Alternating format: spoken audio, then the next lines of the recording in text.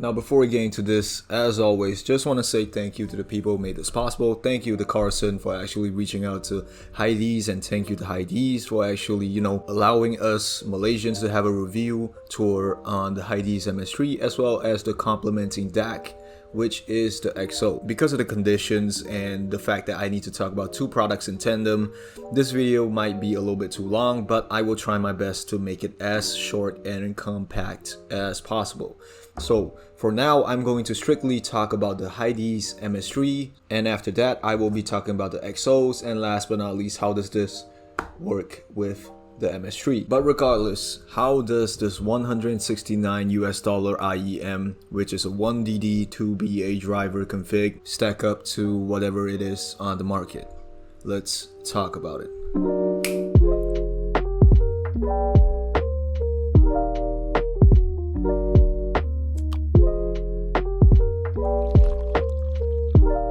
Now in terms of the HIDIZS MS3, it is a 1DD2BA hybrid driver config IEM. And in terms of its price point at $169, it better at least give you some form of very nice, elegant experience of owning this thing.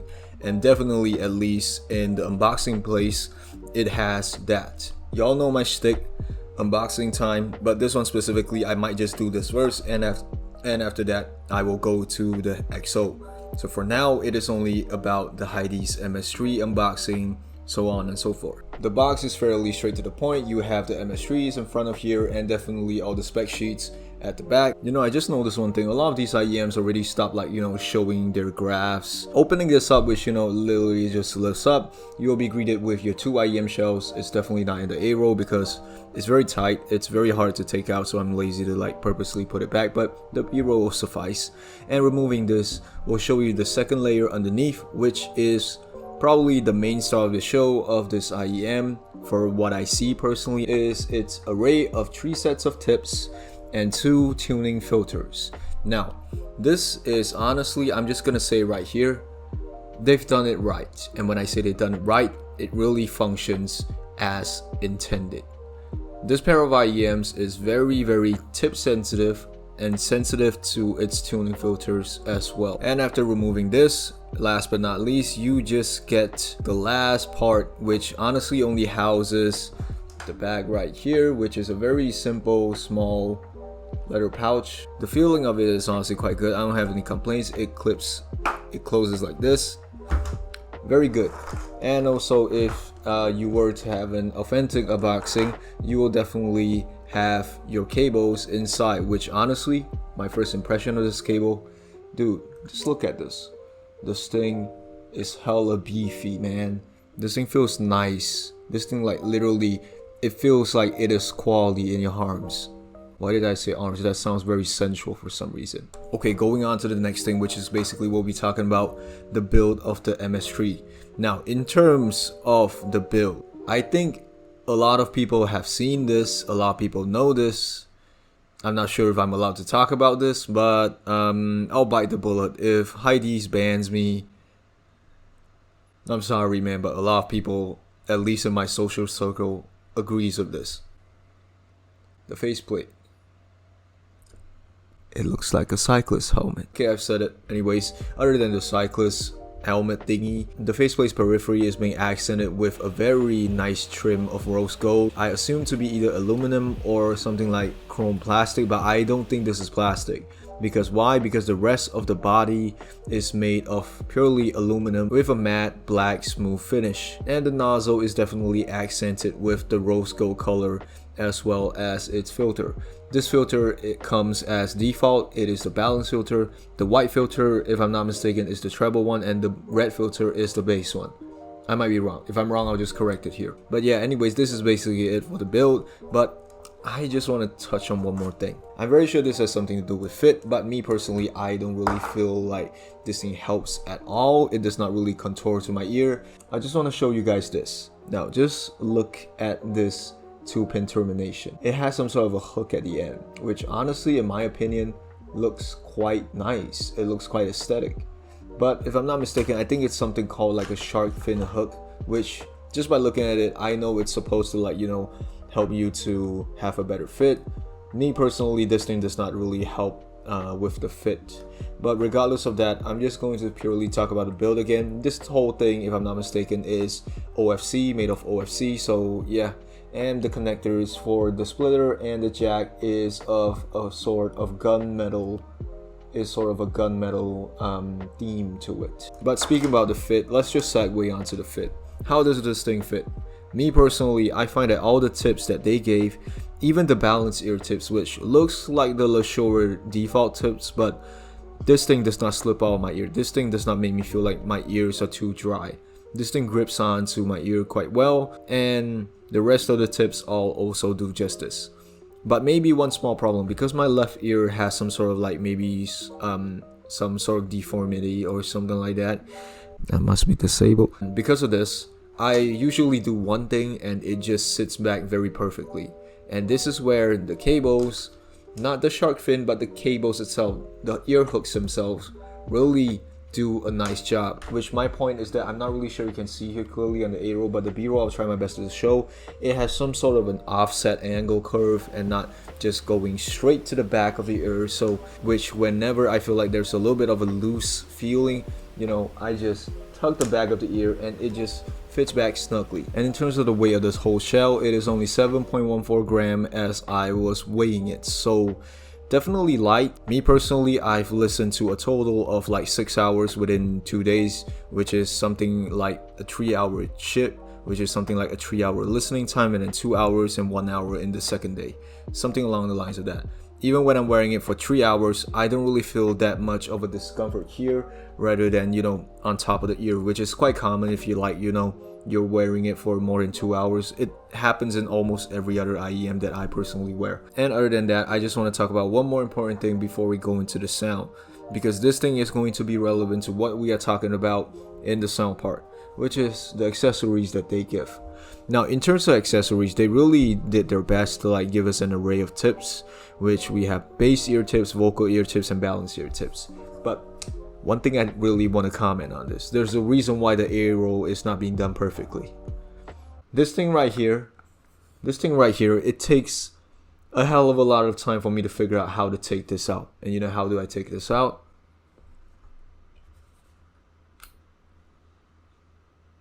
I dare you, if you do not have long fingernails, try to take this out with only your fingers. It's nearly impossible. But with all that aside, I mean, since I already took it out, my point is basically quite straightforward, where I just wanted to mention that the ear tips are honestly quite intended as it is being said that it will do. The vocal ear tips are short nozzle and whiteboard, which is very, very good for letting you be closer to the BA that is literally stuck at the nozzle right there. The balanced one is, you know, a little bit smaller in diameter in terms of its nozzle size, and for the bass one, it is even more narrower. Usually when we're talking about tip rolling, it always comes down to this, but there's definitely other types of things and factors that go into this, such as, you know, materials. What kind of materials are the tips being using? Is there any foam or not? Is there double layers? Are there flanges? So on and so forth. But this is very straight to the point. Using bore size to just determine how much bass do you want it to go through, how much treble do you want it to go through. That is it. And this thing does it quite well. I don't think a lot of IEMs are doing this well. Why do I say this? I still feel like the Kato thing is still a little bit of a gimmick. Definitely you can hear it, but if you're not like, you know, actually keen on listening to such minute nuances of like sound signature change, you don't really feel it that much. The Kato brass nozzle and the Kato silver nozzle honestly differ only just very slightly. Like you can only listen in very, very certain cases, but this specifically, it works like a charm. Even the filters. But anyways, let's actually talk about the sound part while I segue into it, because this thing is quite important for me to disclaim in my review. This is the source that I use. Again, for now, the next source will be this, and this is the graph of the HIDIZS MS3, provided with the fact that, please remember, this IEM is very tip sensitive and very sensitive to its own filter change.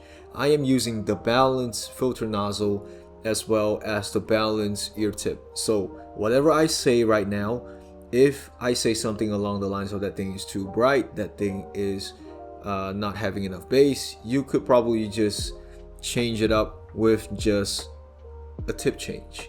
Either that or just add some nozzles, because these things, they are adding up, they can add up, they're additive. But in general, the HIDIZS MS3 has a very, I would say, in the middle of between neutral and balance tuning. Some people say it's V-shaped, but me personally, I don't feel like that's the case, mainly because of some parts of the mids. I would say it's between neutral and balance, but with very specific upper mids and treble boost. Why would I say that? You'll have to know right now after I talk about the bass. Now, in terms of the bass, oh, and also one thing, if this video seems like it's a little bit too scripted, that's because it is. I don't want this whole video to be like 40 minutes long. I don't think anyone, not even me, will probably have the the time to actually listen to all of this rambling. So I'm just going to talk about what I personally feel. I noted it down. If I have any additional comments, I'll just say it right now, right here. So bass, what I've noticed is that, first of all, the tone is amazing. When I hear bass licks, the first thing that comes into my mind, for some reason, like, it's very oddly specific. It's one of those very old Fender Rickenbacker basses. I'm not really sure if it's actually called Fender Rickenbacker bass or something like that, but if you know, you know. It's that type of Fender sound signature of a bass. Almost every bass lick has that sort of tonality to it. I don't know how to say this, but it just sounds amazing. But other than that, in terms of the bass, it is less on the thumpy side when I'm using balanced ear tips, and a little bit thumpy on the bass tips. But other than that, it's more on the airy side in general, with very good diffusion overall. You feel like once a bass hits, it doesn't like congest in a monotonous way. Not in the mono way, but it diffuses out. Sub bass is quite lacking, I would say. But just to comment a little bit on it, if you have the HIDIZS XO, it definitely boosts up the sub bass, which is quite good. Lower mids and mid bass. This is the reason why I say it's somewhere in between neutral and balance. It is not lean to the point where I feel like it is neutral, but it is not too much to the point where I feel like it's balanced. So somewhere in the middle, I would say. But nevertheless, this pair has very good bass tonality. And why did I say it is in between neutral and balance? This whole thing does not sound as dynamic, as fun, as musical as your standard V-shape, because I feel like the mids are like the main part of why I say this is the main fact. The mids overall, the vocals, I'll start with the vocals first. This applies to both male and females, where I find the whole signature to be bright, maybe neutral, I would say, but still it's more on the bright side, and maybe having a little bit of a thinness to almost all vocals, but not to a very significant degree where I would be like, wow, this is unlistenable. I cannot enjoy this. It's definitely there, but not to the point where you cannot even listen to it at all, like some sort of very cheap 2 ringgit IEM, if you get what I mean. Shut up. But yeah, in regards to that, I have tried to do something very funny, which is basically adding the whiteboard vocal tip with the treble filter knob. All I can say is that this thing works too well in terms of its function. It sounds like the person is literally whispering / shouting beside my ear. It's definitely amazing in terms of how you can bring forward certain things, presentation, just by a tip change and a nozzle filter change. But in regards to that, I have not really tested it out that much. I just decided to go for the most the most balanced tuning, and I just started using that most of the time. I did not really I did not really experiment that much on tips. I'm very sorry, because I'll try to make this as compact and concise as possible for the general viewer right here, and as well as whoever is very enthusiastic about IEMs that have this sort of, I would call it a modularity, I guess, but yeah, we're getting sidetracked. Let's go back. Continuing on with part of the mids, the instrument side. I don't really have that much to say other than, again, this carries forward to what I say about the vocals. It also has some sort of a bright signature to it, hence everything sounds more bright, more sharp, but also has some sort of a more smoother texture, if it makes any sense. But oh yeah, I forgot to mention, this also applies to the instruments as well as the vocals.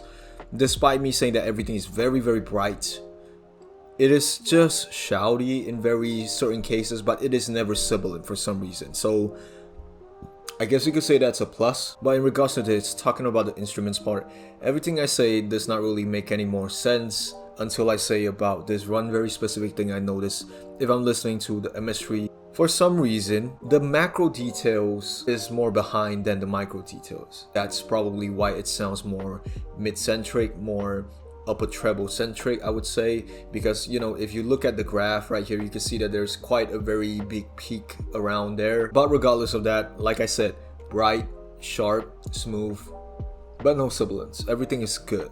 And especially in terms of how much forward the micro details are, it definitely makes listening to this pair much of a more immersive experience. But it lacks some form of dynamicness to it, hence why I say it's a little bit more boring. Even though people are saying that it's musical, I don't feel like it's too musical. It's just bright and energetic. That's probably why people feel like this whole thing is being very, very engaging. But it can only go so much, because in terms of the treble, again, everything also sounds very bright, very light, very sparkly. Drums, hi-hats, rides, snares, all of those are also quite nice. But it has no peakiness to it. It has no heat to it. It doesn't sound too splashy. Everything sounds just alright. But again, I need to say but a lot of times. But it's too, I would say it's too one-dimensional in terms of its characteristics. You start to feel like everything is like too much. You start to feel like, you know, everything is a little bit too bright, if it makes any more sense. But definitely that is just how I feel about it. If it's too bright, like I said, just change the tips, change the nozzles, everything will be fine. Going on to the technicalities real quick, this whole thing, I'll just go through it as fast as possible. Soundstage is okay for the price. I will not say it's too good, I will not say it's subpar. It is just okay for the price. Maybe a tad bit good, a tad bit better in terms of, like, you know, its depth. I feel like its depth is a little bit further than, you know, your conventional IEMs within this price point. Definitely not to the point where, you know, like the 武则天 heyday, but that thing costs like 30 US dollars more. But you get what I mean. It does not have that level of reach, but it is still far enough for me to say this thing really at least stacks up to the price. Next thing, imaging and separation, definitely okay. Like I said, because of the depth, everything feels a little bit more separated. Everything has a more definitive border. So yeah, detail retrieval, in my opinion, like I said just now regarding the mids, it is an A tier for me. I will say this, it is an A tier, and it definitely gives you a lot, especially from the mids to the upper mids. Dynamics, I don't really feel like I have the rights to comment on it, because I feel like this is more of a love it or hate it pair, kind of like what Jordan Oki said when he said something along the lines of the DZ4 to me.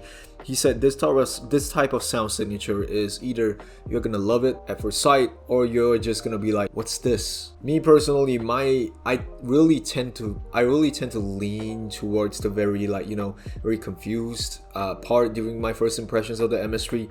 But after I listen to it, it slowly grows on me, okay? It slowly grows on me. I like the bass. I will still say this, I really like the bass notes on this, so that's probably why I still continue listening to this. That's why when you're listening to something along the lines of, like, you know, FKJ, that's when you can feel the bass notes actually feel a little bit better, despite the fact that all those bass notes are not really, you know, inherently I would say live recorded. I'm not really sure if it's live recorded or not. Wait, I'm pretty sure it's live recorded. But my point is that at least the bass, anything that's bass related, has that very slight organic Fender Rickenbacker bass type of sound, which I really enjoy. And with all that said, this concludes this part. I'm pretty sure this video is long enough. Let's quickly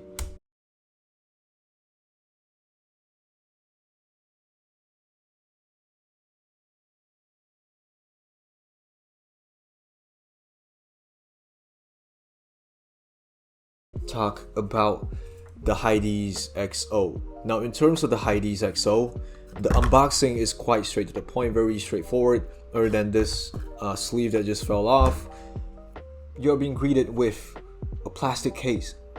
I don't have fingernails right now, but it is made of plastic. It's honestly quite safe, quite nice. Opening it up, you get your HIDIZS DAC in there directly as it is, and once you take this whole spongy thing out that houses this DAC, there is a very small box underneath that gives you, your pamphlets, your necessary paperwork, as well as a USB-C to C and also a USB-C to A converter, which, props to them for actually giving us a converter, because I doubt almost everybody has a USB-C port on their laptop, so on and so forth. Because definitely we know that this thing is more like, suited on the go, suited for people that actually wants to travel. But me personally, I only listen to songs when I am back in my room. I don't have the time nor the mental luxury to actually enjoy songs while I'm out and about and while I'm working. So yeah, that's just me rambling a little bit. This thing specifically, I'm more surprised that it is an ESS DAC, because it's either that ESS DACs are getting more diverse, or I feel like, I'm probably not really that versed in DACs, because I am going to put a very big disclaimer right here for people who are listening. I am not a DAC expert, okay? All I know is that something along the lines of E1DA things, it will sound a little bit more boring. Something along the lines of an AKM, it will definitely sound more musical. Something along the lines of Cirrus Logic, analytical. ESS. My personal opinion on ESS DACs initially is that this thing is so detail crazy. It is even more analytical than Cirrus Logic's type of stuff. But for some reason, despite its amazing analyticalness, it doesn't get boring for some reason. And this, in my opinion, probably is not as good as this, because both have different ESS DACs. I'll put up the I'll put up the codes right here. But all I can say is that for the price, for $99 US, you are really getting your money's worth for this. But one more thing that you should probably take with a grain of salt, other than my big disclaimer, is that I am using 4.4, so every time I use the HIDIZS, I need to use a converter, because sadly there is only 3.5 and 2.5 terminations here, which honestly is a little bit of a bummer. I doubt most people are using 2.5 nowadays, mostly 4.4 if you're going for balance output. But in terms of its build, this whole thing is almost the same as the Questal M15, maybe a little bit. Okay, I'll just say it like this, because this thing has buttons, maybe that's why it has a very slight rattliness to it. But this whole thing feels very solid. It is made of aluminum, if I'm not mistaken. Almost the same. It has almost the same feel and solidness and structure to it like the M15, except it is more compact. I would throw this as a joke, but it's expensive. But I just want to say this thing has RGB, man. But yeah, basically this thing has RGB. I don't really know if other types of DACs, external dongle DACs, do have this type of aestheticness to it, but definitely props to HIDIZS for actually being able to do this, so that for people that actually feel like they want something that's a little bit, less boring, they got you covered. And other than that, I guess the one thing that I need to talk about right now, because I feel like this video is getting a little bit too long, is how does this sound in general and with the MS3s. I'll go with the general first. This thing right here, in my opinion, is more of a dynamic improver in terms of how this whole thing handles it. I'm not going very into detail to it, but whenever I'm using my other IEMs, and when I say my other IEMs, I just mean my own personal IEMs, which we'll talk about in the future, because everything's coming along slowly. But my point is that this thing makes other things more V-shaped. The sub bass definitely has a little bit more of a boost. The bass overall has a little bit more body. Mids, for some reason, doesn't really have that much of a difference, despite the fact that I feel like it has a little bit, maybe just a little bit of warmness to it. And when I say warmness, I mean that the brightness of certain things are being toned down. Only in very neutral IEMs where you can feel like there is some sort of warmness to it. The HIDIZS MS3s, you can definitely hear the tone of the brightness toned down a little bit. Other than that, there's also the fact that for the treble, this thing definitely smoothens out a little bit of the peakiness and the edginess of the treble, which overall makes the experience of listening to things long term a little bit more pleasing. And like I mentioned a little bit, because I used the MS3 as a reference just now for the mids, this thing right here, I would say it helps the MS3 in terms of bettering its overall performance, in terms of its sound signature. This thing, like I said, it has a very specific sound signature that you'll either love it or hate it. Me personally, I've slowly grown onto it, but I think there are going to be people that slightly dislike it, or maybe they were like, you know, this thing's good, but maybe I would want a V-shape IEM. So instead of getting another V-shape IEM, maybe you could just get a dongle deck, which in one case, it might also help you in terms of like, you know, having some extra juice for your IEM. This thing definitely makes bass on the MS3 a little bit better in terms of like the sub bass roll off. The sub bass is elevated slightly, but it is still significant. The mid bass and lower bass of it definitely has some sort of additional roundness and body to it, which is quite good. And definitely in terms of its treble, everything's a little bit more smoothened out. Soundstage on this definitely has a very significant impact, not really by a lot, but you'll definitely hear that the width is definitely increased. Depth, I would say, still remains the same unless you're going for something that is over here. You definitely feel like it's being stretched out a little bit more. It is more, what's it called? It is more further, which is a good thing. And in terms of its detail retrieval, I would say it maintains the same. It doesn't really do that much in terms of the MS3, but at the same time, the MS3 is already quite okay in terms of its detail retrieval, so I don't think you're gonna miss out that much on this, because in terms of the difference between me testing it on the Questal M15 and the XO, definitely this thing costs over 2 times the amount of this. The M15 definitely has better things overall, but this thing, for its price point, I would say you're getting about 70 to even 80% of what the M15 has to offer.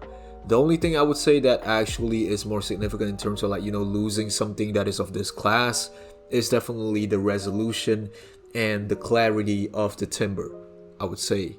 Because this thing definitely smoothens everything out a little bit so that it sounds more pleasing and more pleasant to the ears. This thing just throws everything at you, man. But I am an avid vocal-centric detail whore. I enjoy this. So yeah. And with all that being said, I'm sorry if this video gets too long, but thank you for whoever is watching this video. Anyways, it has been officially 46 minutes. I'll turn off the camera right now and edit this. Thank you for watching, and I'll see you guys in the next time.